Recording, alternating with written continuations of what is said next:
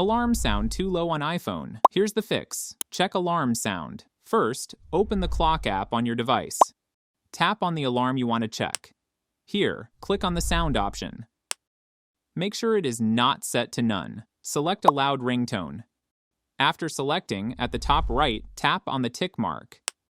Increase alarm volume. Open the Settings app on your device. Scroll all the way down and tap on Sounds and Haptics. Find Ringtones and Alerts. Drag the slider to maximum volume. Enable volume control with buttons. In the Sounds and Haptics settings, turn on the toggle change with buttons. Use the side buttons to increase volume easily.